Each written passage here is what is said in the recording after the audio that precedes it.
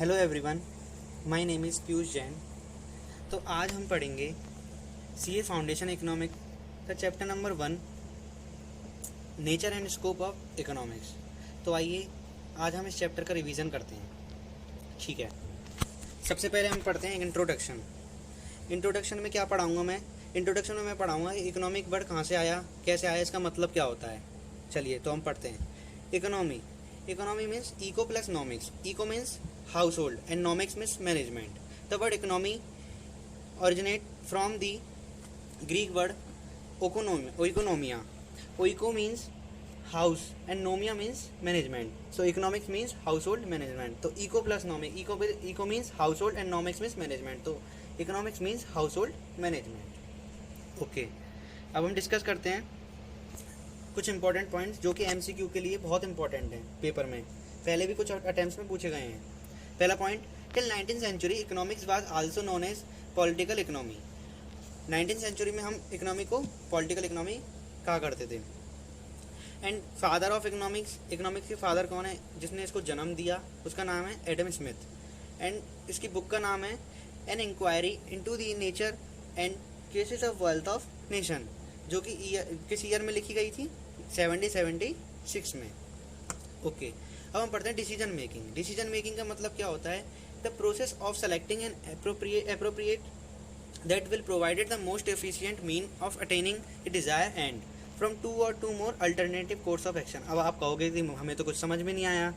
देखो मैं समझाता हूँ। इसका मतलब होता है कि जैसे हमारे पास कोई दो थिंग्स हैं और उन थिंग्स में से हमको किसी एक चीज़ का प्रॉपर सिलेक्शन करना है। तो जिस चीज़ का हम प्रॉपर सिलेक्शन करेंगे, जिस चीज़ पे हमारी डिज़ायर एंड हो रही है, तो उसी चीज़ में से मतलब जिस चीज़ का हम प्रॉपर सिलेक्शन करेंगे तो उसी को जो हम सेलेक्ट करते हैं उसी को हम कहते हैं डिसीजन मेकिंग। जिस चीज़ को हम सेलेक्ट करते हैं, जो मोस्ट अप्रोप्रिएट होती है जो चीज़। ओके, ठीक है। Branch of economy. इकोनॉमिक्स की दो ब्रांचेस होती हैं, micro economics, macro economics. Micro economics and macro economics को अब हम डिफरेंस के साथ समझते हैं। माइक्रो इकोनॉमिक्स जिसका ग्रीक वर्ड होता है, जिसको हम ग्रीक वर्ड में क्या कहते हैं? मिक्रोस, जिसका मतलब होता है small. Okay, and macro economics जिसको हम ग्रीक वर्ड में कहते हैं मैक्रोस, जिसका मतलब होता है लार्ज। ओके, अब सेकंड पॉइंट कह रहा है a study of particular firm, particular household and individual price, wages, income, individual industry, particular commodities. मैंने आपको भी बताया ना, इसका मतलब होता है स्मॉल।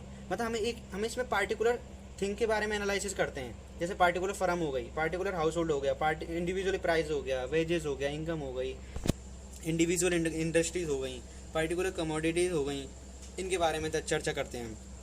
ठीक है। मैक्रो इकोनॉमिक्स में क्या करते हैं हम, क्या डिस्कस करते हैं? जैसे macro economics examine the large aggregate, मतलब कि जो मैक्रो इकोनॉमिक्स हम एग्रीगेट के बारे में हम डिस्कस करते हैं। जैसे कि एग्जाम्पल कुछ ले लेते हैं हम, जैसे national income, total firms, total savings and total investment. ठीक है। थर्ड पॉइंट कह रहा है behaviour of individually firm of industry. मैंने कहा ना अभी हम इसमें इंडिविजुअली डिस्कस करते हैं। और मैक्रो इकोनॉमिक्स कह रहा है कि ओवरऑल इकोनॉमिक फिनोमिना। मैंने अभी आपको बताया था मैक्रो इकोनॉमिक्स का मतलब लार्ज एग्रीगेट, जैसे नेशनल इनकम, टोटल फर्म्स। तो इसमें हम पूरे इकोनॉमिक का फिनोमिना का डिस्कस करते हैं। और ये जो पॉइंट आ रहा है ये एमसीक्यू के लिए बहुत इंपॉर्टेंट, ध्यान देना। It is also known as price theory.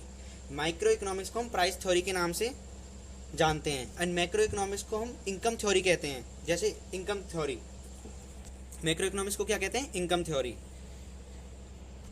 ये बहुत इंपॉर्टेंट पॉइंट है, जरूर करके जाना इसको। ओके, सो अब हम आते हैं फीचर्स ऑफ बिजनेस इकोनॉमिक्स। तो